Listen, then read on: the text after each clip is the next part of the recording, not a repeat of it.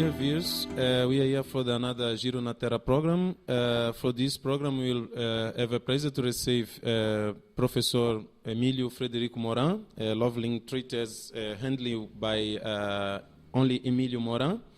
And he was born in Cuba in 1946, graduating in Spanish literature in Springville College in 1968, master degree in Latin America's history, University of Florida, 1969, and PhD in anthropology, University of Florida, 1975. Professor Moran is collaborating in Nepal, taking as a head a program, a project calling Social Impacts of Belmont, and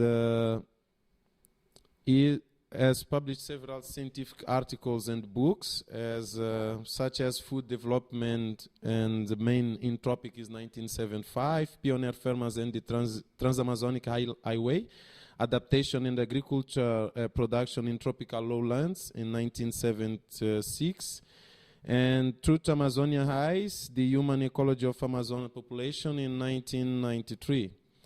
Now, Professor Emílio Moran, it's affiliation in Department of Geography in Michigan University, Center for Global Change and Art Observation, and Center for System Integration and Sustainability. Professor Emílio Moran received several recognitions, awards. 1911, who was in Science and Engineering, elected to the National Academic for Science in 2010, leading scientist of the world in 2007. And we are pleased to receive you. In this talk, we'll also have as a participant to another PhD students of the Center for Study and Environmental Research at the University of Campinas. So I'm pleased to present you Amanda. Amanda is a biologist and has a master degree in ecology from the University of Montpellier, France. And by my left side, I have Arelis Sotilo. And Aristotle is a biologist and from University of Havana University. So, Professor Emílio Moran, only to start our conversation, I would like you to tell us about your academic trajectory, if you can speak about a little about this. We have already knows that your trajectories involves several countries for different continents. So if you can give us a little of your trajectory. I was always lucky, I think, in my life and having opportunities and always asking people for advice, people that I thought were smart, and always trying to follow their advice, taking it seriously. When I was an undergraduate, I was trying to decide what to think about doing in the graduate studies. At that time I was in history, and I knew Spanish because I'm from Cuba originally. I had been in the United States a few years and my English was good.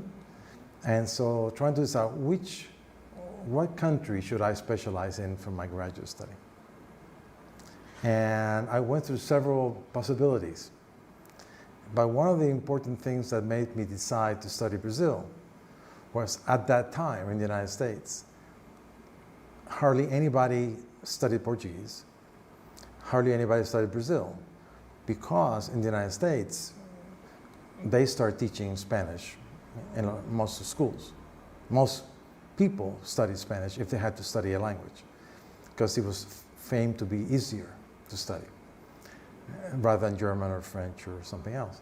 And so I thought to myself, I already know Spanish, I already know English.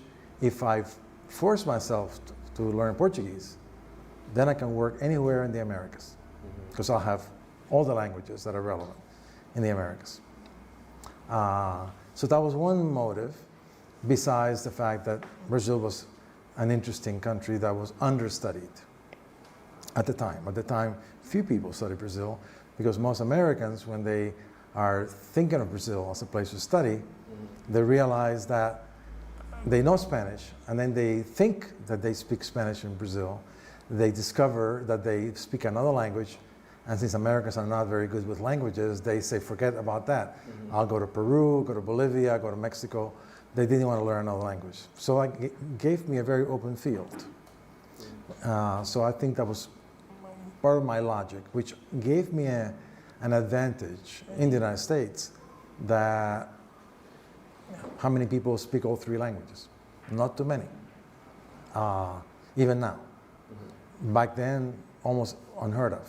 So that gave me one advantage. Secondly, I went into history to study Brazilian history, and my advisor in history was depressed that there were so few jobs available in history. So he's recommended to students that if you can find something else to do, I would do it, because there wouldn't be any jobs for 30 years. So I, like many of his advisees, decided to switch, and I switched to anthropology. After some efforts to study economics and other fields, I settled on anthropology as an interesting place. And it happened that I was lucky again that they hired one of the most eminent Brasilianistas in the United States as a new faculty member at the University of Florida. And the person who invited me to come back to school said, why don't you come and study with him? I said, wonderful. And we can give you a scholarship, a bolsa. So I said, it's done. Well, let's do it. But I still didn't know I was interested in Amazonia. And so in the first month, he gave a lecture.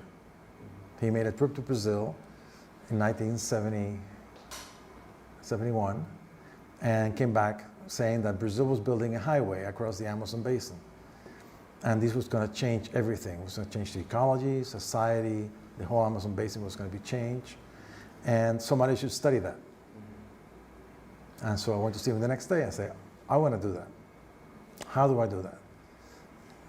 He said, well, go and study tropical soils, go and study geography, go and study environmental engineering and modeling. So I did. So that was sort of an interdisciplinary history of how I came to do what I do, but always sort of listening to what's the next big thing to do. And I've always tried to sort of follow on that thereafter. And I'll stop there and let you ask all the questions. When I was a master student, I had a chance to have a scholarship to go to France, and I studied in UNESCO Share that had this proposition, international people together from different countries to work in the same subject. And we should to write also together only one research, final paper, yes, thank you. And then I could see how difficult it is to be in this international context at the same time that it's so important now at this moment for research, for environmental studies. And I'd like to know your opinion about how students can be more together and more time together and have more chances to be together in international subjects.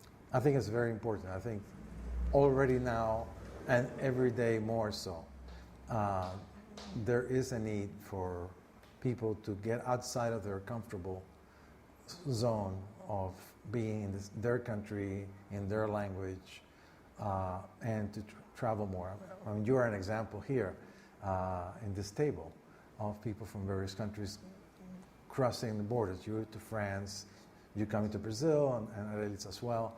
And so you're an example of the way things ought to be. So I think the future is one where we're going to work more in teams that are multinational, multicultural, multi-method, and multi-theoretical. For example, you talk to two anthropologists in France, Brazil, United States, they probably don't read any of the same things at all. So if you want to have a really comprehensive view of anthropology, you better travel so you're forced to read the other material, because if you're in the United States, you don't read the French literature. If you're in Brazil, you might not read the American or the French, and so on. So I think by traveling, you are forced to confront a different literature, a different way of doing science, and begin to rethink your assumptions about what is the right way to do work in whatever field you're interested in. So I think it's important to make yourself grow. But not only that, now more and more financing is expecting you to do that. And so you'll have an advantage if you are open-minded about going to other countries. If you want to stay in Brazil speaking Portuguese all the time, the doors will be much closer and your opportunities will be much less than if you're willing to get out there and get that experience. EIE, the Institute for Inter-American Research, based in San Jose dos Campos, is an American project. All countries contribute to that, to study global change. And I just read their annual report. But they're always from the beginning. They require you to propose a project for research that requires 5 countries to be part of the research. Now, Horizon 2020 in Europe requires a minimum of 5, and to be more competitive, 8 countries to be part of your proposal. Belmont Forum, which is the new mechanism for funding global change globally, they require a minimum of 3, and you're more competitive if you have 5 or 6. So I think that's become the way it's going to be in big question science. And FAPESP, among them, or CNPq in Brazil, has now created a new program which recognizes this, the Science Without Borders, that is sending, I think, 100,000 Brazilians all over the world to study. I think we have 50 of them in Michigan, for example. Mostly undergraduate, but I have a colleague who has one with partners at INPE in San Jose dos Campos studying radar technologies for getting through clouds in the Amazon. That's a project jointly Brazil, US, with a Chinese scholar, he's Chinese, and they're working on some new technologies. And again, the obligation is to have this Chinese scientist who works with me come to Brazil, twice a year for a month or 2, and then postdocs from INPE have gone to work with him in the United States for a year. So that interchange is a very fruitful way to do work, and that's the way, now that those scientists, those postdocs are going to be able to understand. They now have Chinese connections, not just American, but Chinese connections. If they ever want to do anything in China, first step, call your friend. That's what we always do. We start with our friends that we made while we were overseas. If I want to work in your country, how can I start? Well, they put you in contact with those people. And that's why you need to go overseas. You just write to somebody, how can I work in your country? They don't know who you are. They don't give you time. If they know you, they will invest time. And I think that's why one has to travel and get that experience. From your talk, I can perceive that you have experience in interdisciplinarity. You have to learn some of the knowledge areas. So what I want to ask is how you see this how the academic internationalist group see this interdisciplinarity. How is putting action? How they are see if they are making something to to roll to make this interdisciplinarity true. Ne? And what is the challenge to this interdisciplinarity? Because I know it's difficult. So I have to work with this, and it's very difficult today. Yeah, if it were easy, everybody would do it. I think that's right. I think that's why it's important to look for opportunities, not only to go overseas, but to also look for things that are not available locally. For example, my daughter went to Australia when she was 18 on a first year of university. I spent a year there. And the first thing she did is she took a course in Australia where they still teach, like in the epoch of Darwin, how to do field drawings of what you see. In the United States, you cannot find any university that teaches you how to do drawings of birds and of things on the landscape. That's become old-fashioned. But in fact, if you are a field biologist, it's a very good skill to have. Even if you don't use it all the time, it's a great skill to have. So she learned how to do that because she's really a natural historian. I mean, she likes to observe nature. And she uses it all the time. She always has a notebook and draws when she's out there in the field. That's an opportunity that she could have passed up for the sake of a genetics course, but she can get genetics back home. She couldn't get that course, so she went after that. So I think, again, every place has certain kinds of courses and opportunities that are unique to that place. And that's what you should do when you go overseas, because you make contact with people, but you also make contact with new material, new knowledge that is not commonly found. One strong reason to go to the US is that it has very good libraries, and it's very easy to use libraries. All you have to do is get on the computer and say, I want this article, and the article is delivered to you within minutes. You don't have to pay anything. They give you a hard copy or an electronic copy, as you wish. And that's one reason to go. And practically every journal in the world is available that way, and at no cost. That's one reason to spend a sandwich in the United States, for example, because you get you can collect a lot of material for your work easily and at no cost. Every country has its benefits. I'm sure France has certain things that only France offers. Berlin has some things that only Berlin offers, and I think when one travels, one has to look for those unique opportunities that enrich your intellectual life, your personal life, as a way of giving you that kind of contact. And to make sure that you make the kinds of close relationships that will allow you to work all over the world. And those are better opportunities than almost anything you can do back home. I've never regretted any trips I've made, any conference that I've gone to. Again, conferences is a short way to do this. You go to a conference in another country, take time to develop a relationship and to stay in touch with those people so that you could, in the future, maybe develop a project together. So you should always have an agenda, a strategic plan to expand your knowledge base and your friendship base and your collegiality globally. You know, we think of our colleagues as the people in the next room at your university. Mm-hmm. No, we need to think globally. And I was very fortunate, again, in terms of luck. When I went to Indiana University, where I used to be before, there was nobody who did what I do. And there was nobody there who did ecological, social work. And so I had nobody to talk to. Mm-hmm. Now, there's two reactions to that. You can get depressed about that. You can work hard to get other people to do what you do to come. But in the meantime, it's kind of sad. I didn't feel sad. What I did is I found out who out there was doing that kind of work all over the country and all over the world. Mm-hmm. And anytime I wrote anything, I would send them a copy of my manuscript.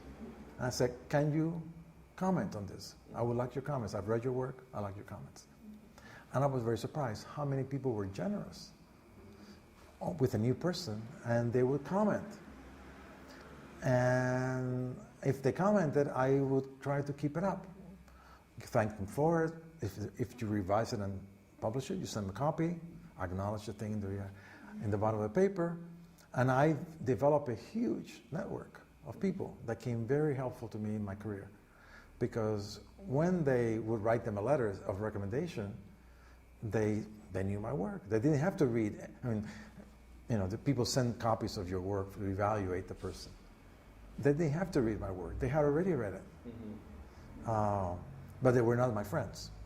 These were people that did that. And I developed eventually friendship with them. But in the beginning, it was purely a senior professor to a junior professor relationship, exchanging ideas. But it led to friendships, it led to collaboration, it led to publications together eventually, after 10, 15 years. But it takes time for these things to pay off, but they do. But never think of your home base as your only home. I think the world is your home. And you need to make sure your home is big. It's difficult to have this understanding of the shows when you have a new perspective as a global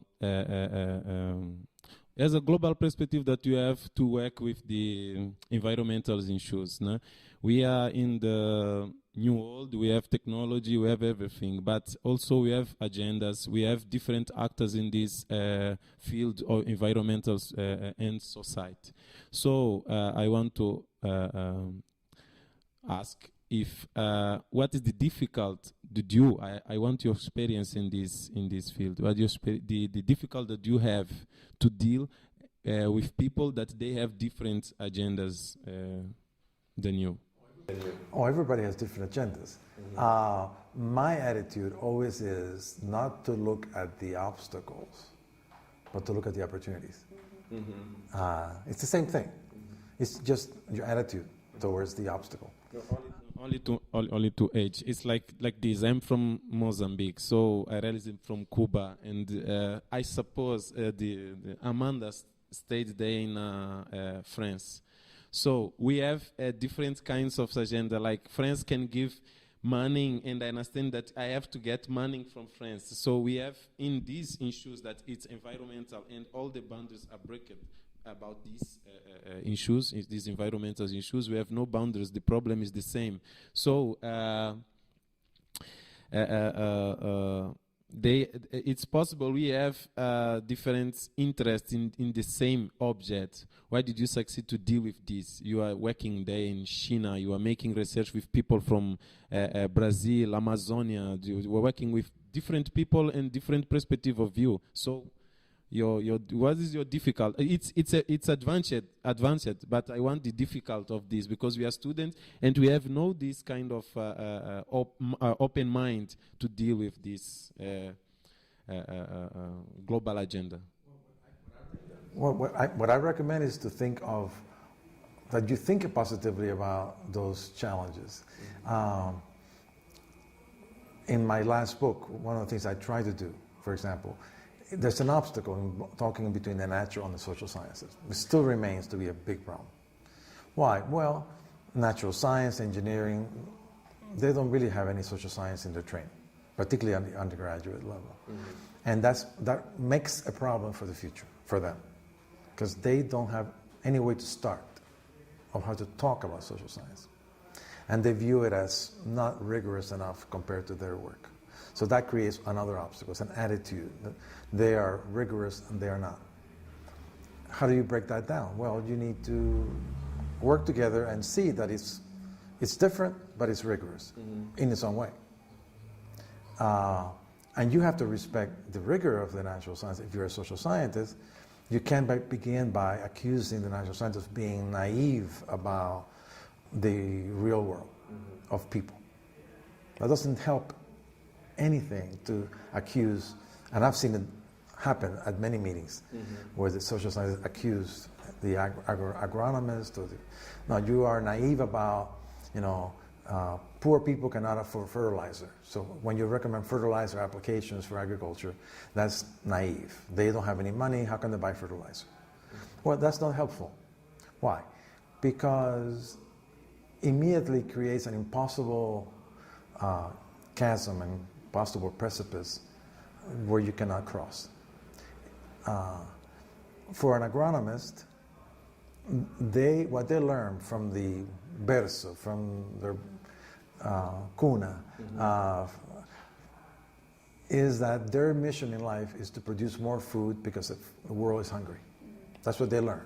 It's a very naive social science, but that's what they learn. Our mission in life is that. You cannot question that when you have a dialogue with an agronomist. That's his mission, just like it is our mission in social science to be in favor of equity, of social justice.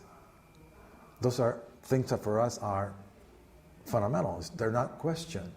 In either case, you don't question those fundamental assumptions of what's important. So how do you work together? Well, you begin to respect the other person's assumptions and start working together. And as you work together, you begin to have conversations. And you discover that, in fact, the agronomist knows all about inequity. He knows all about social justice. And the more experienced they are, the more they know. If they're very young, they might not. But if you get an experienced person, they know all about the injustices. And if you start talking, they begin to respect your work. And you begin to respect the fact that they are actually more sophisticated about social reality than they seem to be when you first start talking. So I think, to me, a way to have interdisciplinarity is to always work from a position of respect for the other person's assumptions, looking for bridges that can help make the work together real and effective, that you try to learn about what the other one does. Not just to say, well, that's what you do, this is what I do. No, teach each other. So there's some crossing of information, methodology. Even if they don't do it, they begin to respect what you do, and you begin to respect what they do by learning about that. And eventually, when you start writing things together, another opportunity to bridge things and make them be integrated and not separate. And my experience is that it tends to work. The only problem is when somebody in the team begins to engage in this sort of accusations that you're naive or you're representing some kind of system, a system that is not open to ideas. No, I think scientists generally are open to ideas, but they have some obstacles from their training. And I think it actually is in the undergraduate level, on the graduação, that is the obstacle. I've had many biologists that I've worked with in the PhD level, and it takes me a while to get them to understand, appreciate, and be able to use and practice social science without giving up the biology. That's hard, because it's not one or the other. I think you have to do both. There's hardly anything you can do which doesn't have a social component. And if you work in environmental issues, almost nothing doesn't have a strong natural component, whether biotic or abiotic. It's part of it. I would like to ask about, we're talking about the challenge in science, scientific researchers, international area. And I'd like to ask you about two big challenges, I think. Political challenge in each country, that they have their own law, their own financial ways to incentivize science. And we, as scientists, we need to dialogue with this challenge, political challenge. And another very beautiful challenge that I would like to ask you is the challenge with the other people that also should dialogue with science, like local people, market, enterprise. It's difficult to talk interdisciplinarity with us in the scientific dimension, and how also to expand this for the others in these other areas. Yeah. Yeah, talking about challenges. I mean, it's hard enough to do this interdisciplinary work, multinational work among scientists. Now, another new thing besides the requirement to have multinational research is very recent, in the last couple of years, a new attitude has formed that future science, future Earth, as an example, that it will require that the science be co-designed, co-produced, and co-disseminated with stakeholders. Some people call it citizen science, stakeholder-driven science. It has many names. And we, in fact, plan a project to study it as a process. Because I think there's a lot of different models of how to do this. And nobody really knows exactly what they're doing, or they're not sure whether what they're doing is going to work.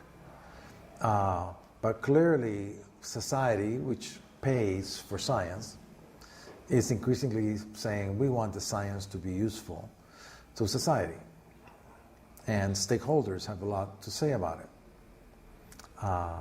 So we need to learn a new way of doing science, where we don't just sit in the laboratory or at the university and say, oh, what would be an interesting question?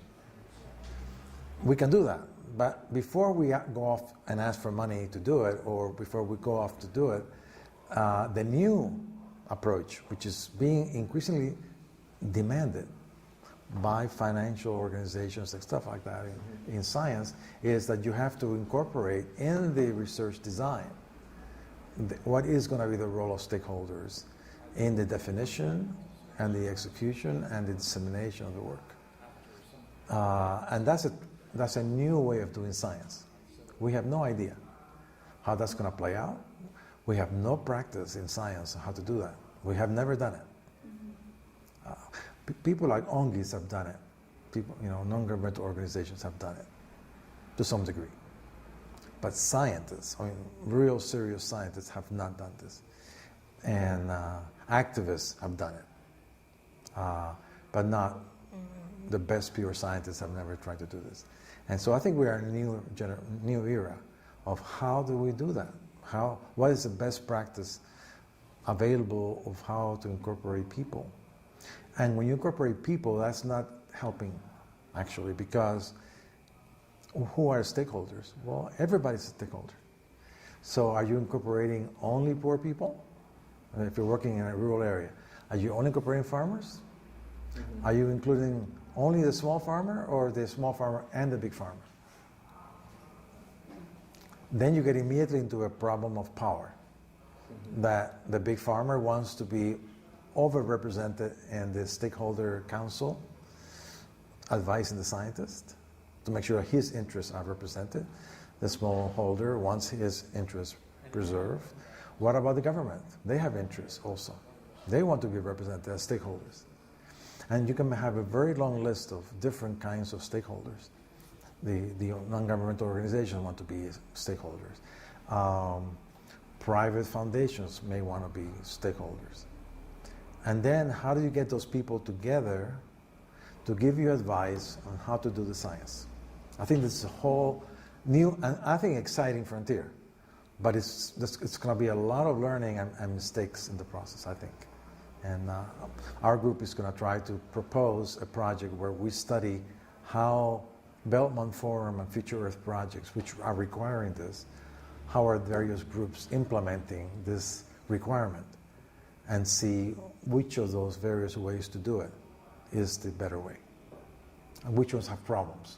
I foresee a lot of problems in my own project and in other projects that I've read, in how they're going to balance different stakeholder interests. Because once you go to stakeholders, you get into an inherently political, not scientific domain. It's about self-interest of different groups, and they're not in agreement about what should be priorities.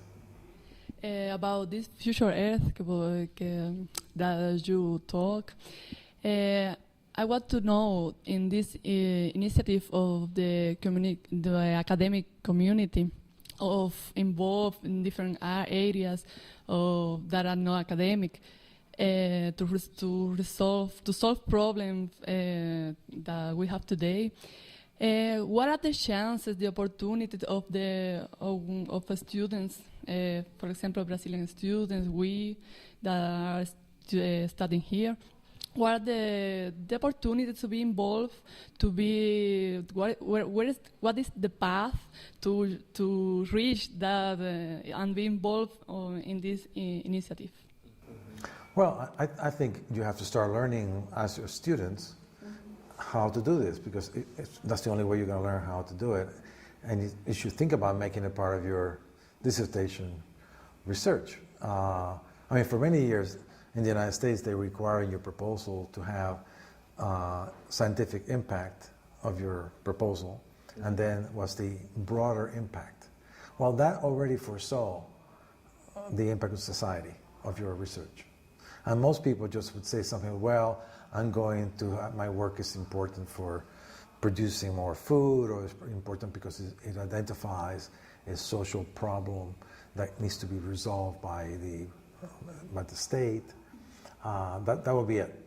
I think now we'll move to an era where when you think of a proposal and you make an exploratory trip to your field site, that not only do you go on to see what are the difficulties going to be so you can take that into account in your proposal, you have to take the time to talk to stakeholders in the area of your study and see, just like, when I have an idea, I run it by my colleagues, always. I used to come from the United States to Brazil, and before I would start any project, I would run it by my colleagues in anthropology and say, here's what I want to do. What do you think? And one time they said, no, you're using all the wrong methods. This is not the right way to do it. And I actually didn't do it, the research, because of what they told me. So, but in the case of a graduate student, you go to the field site, you meet people when you're there, you talk to them. But we talk to them just to have a feel for the area. I think we need now to be more intentional and say, okay, try to get an idea of what are the stakeholders here. Try to talk to them. And if you already have an idea of what you want to do, ask them. Just like you ask a colleague, what do you think of my idea? Is this useful to you? It may require some explanation. That's part of it.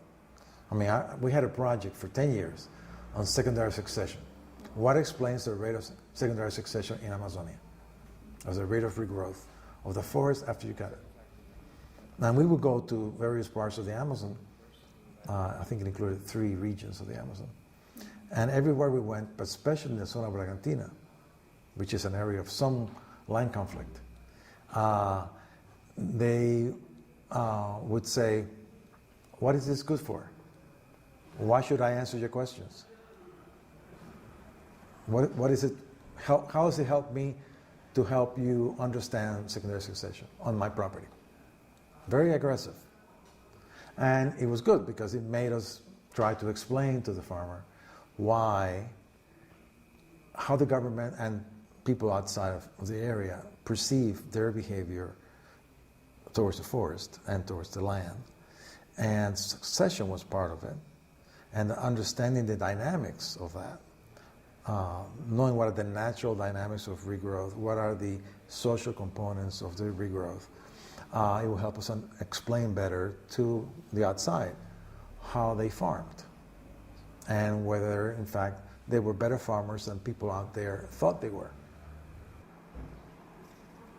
In one experience I had in the Amazon, for example, the small farmers we were working with, we would arrive there in the zona Bragantina of Pará, which is an area of some degree of conflict and small properties.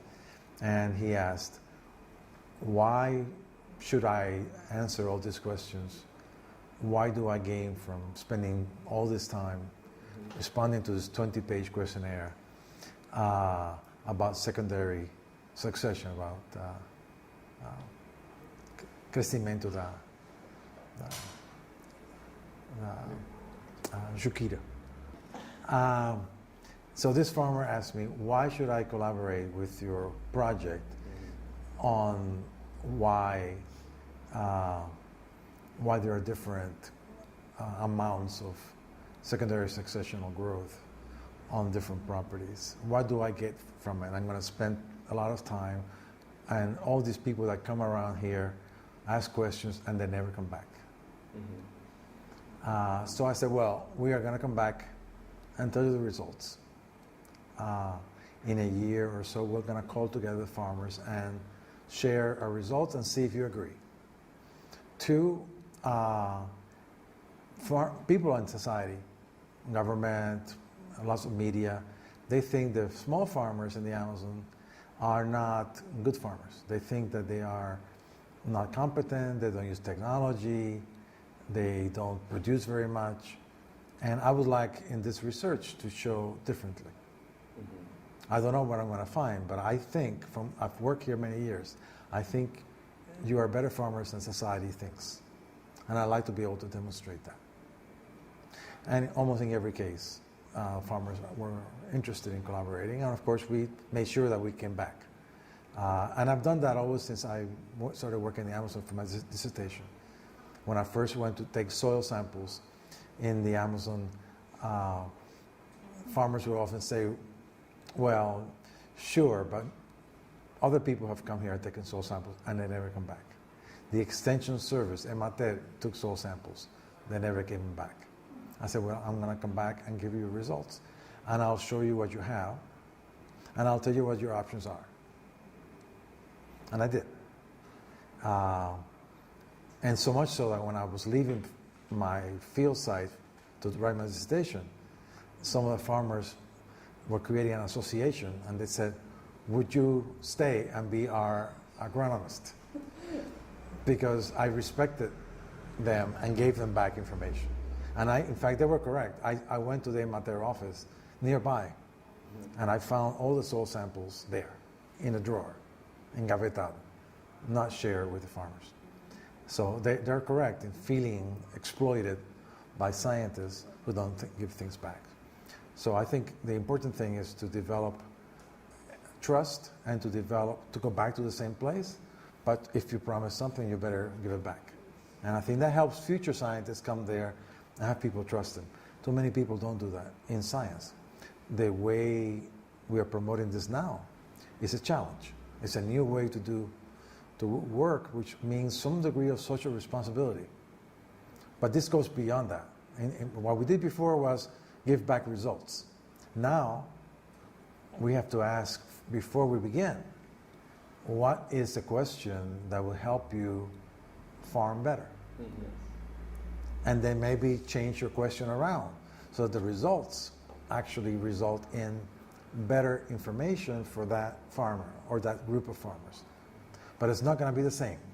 The big farmer is going to ask for different things, not the small farmer. I think the challenge remains in the future of how to satisfy those multiple actors with different agendas that are out there to receive the science. Professor Moran, we are so pleased to hear you speaking about your trajectory, and we want to thank you for this lesson.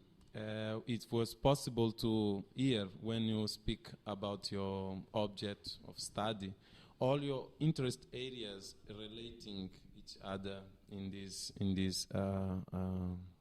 interview. So thank you very much, and I want to thank you for the interview, Amanda and Arelis, and we're waiting for you in another opportunity. So this was